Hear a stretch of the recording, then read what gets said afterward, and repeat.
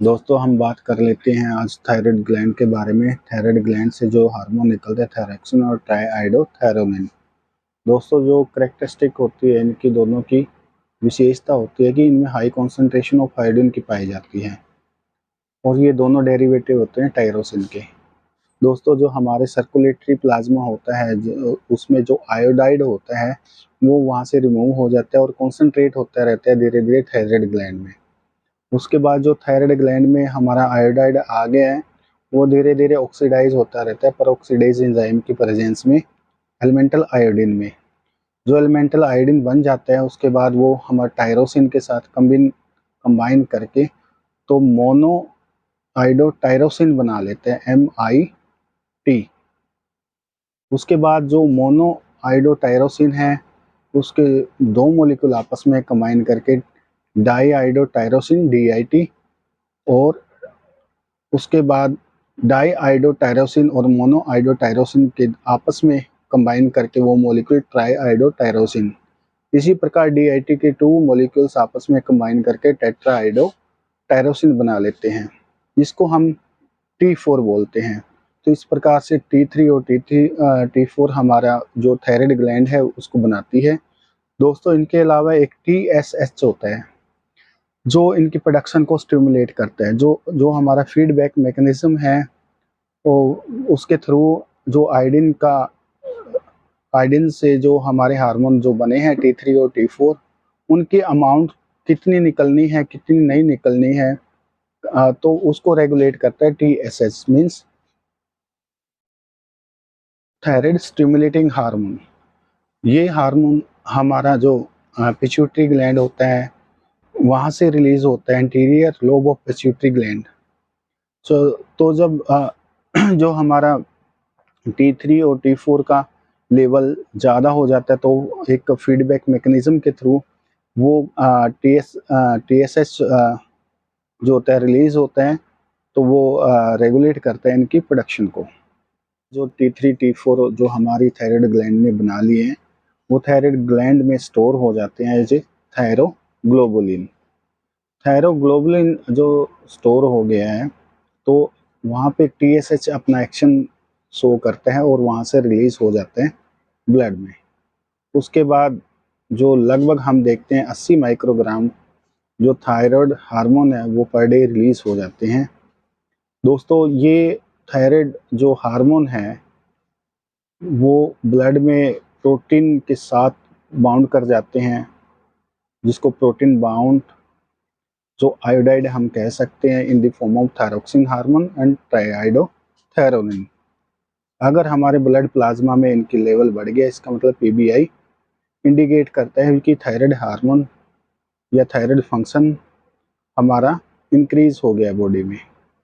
दोस्तों अगर अमाउंट जो थायराइड हार्मोन T3 T4 और TSH के अमाउंट इंडिकेट करती है दो प्रकार से। अगर इनकी कमी हो जाए थायराइड हार्मोन की तो हाइपोथायराइडिज्म और ये अधिक मात्रा में बनना स्टार्ट हो जाए तो हाइपरथायराइडिज्म।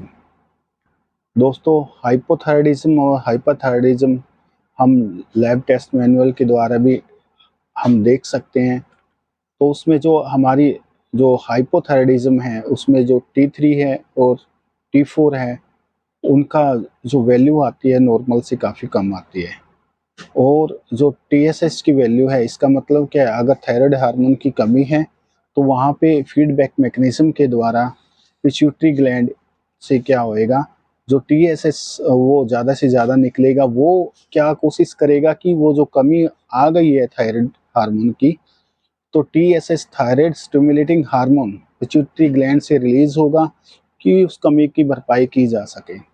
तो इसमें T3 और T4 कम होंगे, वैल्यू कम होगी नॉर्मल से रेफरेंस रेंज से और TSH की वैल्यू यहाँ पे आपको ज़्यादा मिलेगी तो हाइपोथायराइडिज्म हो जाता है। दोस्तों हाइपरथायराइडिज्म मोस्टली हम 3 केस पढ़ते हैं हाइपरथायराइडिज्म के। तो जो फर्स्ट केस है वो हाइपोथायराइडिज्म का है। उसमें क्या होता है जो T3 और T4 का जो लेवल होता है वो डाउन होता है कम होता है हाइपो मीन कम और TSH का लेवल काफ़ी हाई होता है। तो हम कह सकते हैं ये प्राइमरी हाइपोथायराइडिज्म है। अगर हमें टेस्ट जो रिपोर्ट है उसमें T3 और T4 का लेवल जो है वो रेफरेंस रेंज से कम मिले और जो हमारा TSS नॉर्मल है, इसका मतलब वहाँ कहीं ना कहीं जो हमारी पिट्यूटरी ग्लैंड है या हाँ हाइपोथैलेमस है, जो वहाँ पे कुछ गड़बड़ है, इसी वजह से ये वैल्यू हमारी TSH की एबनॉर्मल आ रही है। जो थर्ड वन है हमारा T3 और T4, कई बार हम देखते हैं हाइपोथायराइडिज्म में कि नॉर्मल आ जाता है और TSH काफ़ी हाई आ जाता है। इसका मतलब सब क्लिनिकल हाइपोथायराइडिज्म का केस है। इसी प्रकार हमारा जो हाइपरथायराइडिज्म है, मतलब over production of thyroid gland है, तो वहाँ पे हम देखते हैं, वहाँ पे भी 3 टाइप के हम लैब जो रिपोर्ट है वहाँ से हम इवैल्यूएशन कर सकते हैं कि T3 और T4 अगर आपका ज़्यादा है और TSH आपका काफ़ी कम है नॉर्मल रेंज से, तो प्राइमरी हाइपरथायराइडिज्म है। अगर T3 T4 आपका ज़्यादा है और TSH भी बहुत ज़्यादा है, तो इसका मतलब कहीं ना कहीं हाइपोथैलेमस का जो फंक्शन है या पिट्यूटरी ग्लैंड का जो फंक्शन है वहाँ पे गड़बड़ है। और थर्ड वन जो आपका आता है T3 और T4 की जो वैल्यू है वो नॉर्मल है, जैसे हाइपोथायराइडिज्म में हमने किया था, बट कहीं ना कहीं जो TSH है वो भी काफ़ी कम है। इसका मतलब सब क्लिनिकल हाइपोथायराइडिज्म है। जो सब क्लिनिकल जो केस होता है हाइपोथायराइडिज्म या हाइपरथायराइडिज्म का, तो वो दोस्तों क्या होता है, वो हम योगा से या जनरली एक्सरसाइज से हम ठीक कर सकते हैं उसको।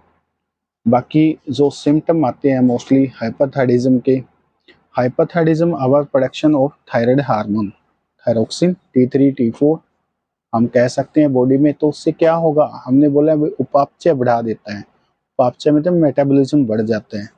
मेटाबॉलिज्म बढ़ेगा तो जाहिर सी बात है जो सिम्टम आने हैं वो क्या क्या आएंगे, वो आएंगे जल्दी से जल्दी लूज करेगा वेट पेशेंट विदाउट टायरिंग, मतलब बिना थके जल्दी से जल्दी वेट लूज करेगा। दूसरा उसकी जो हार्ट रेट है वो काफ़ी फास्ट हो जाएगी, जिसको हम बोलते हैं टेकिकार्डिया। तीसरा है जो हार्ट बीट है उसकी इरेगुलर हो जाएगी काफ़ी, और जिसको हम बोलते हैं अरिदमिया। तो वो जो इंक्रीज उसको हंगर बहुत ज़्यादा, भूख बहुत ज़्यादा लगेगी, नर्वसनेस मतलब घबराहट, चक्कर और एंग्जाइटी, बेचैनी बहुत ज़्यादा हो जाएगी, ट्रेमर उसका कम भी ज़्यादा हो जाएगी और पसीने बहुत ज़्यादा आएंगे उसको। इन केस ऑफ लेडीज अगर वहाँ पे जो मेंस्ट्रुअल साइकिल है उसमें काफ़ी गड़बड़ रहेगी। जो बाउल है वो उसमें काफ़ी मोशन में काफ़ी चेंज आएंगे वहाँ पे, और कभी कभी जो थायराइड ग्लैंड है वो ग्वाइटर वहाँ पे अपीयर होना स्टार्ट हो जाते हैं। काफ़ी ज़्यादा हमें टायर्डनेस या मसल वीकनेस या स्लीपिंग प्रॉब्लम हाइपरथायराइडिज्म में आ सकते हैं, और हमारे जो हेयर है उसका जो लुक है ब्रिटल हेयर हो जाएंगे और काफ़ी समस्याएं हमें आना स्टार्ट हो जाएंगी। दोस्तों ये था हमारा जो हाइपरथायराइडिज्म है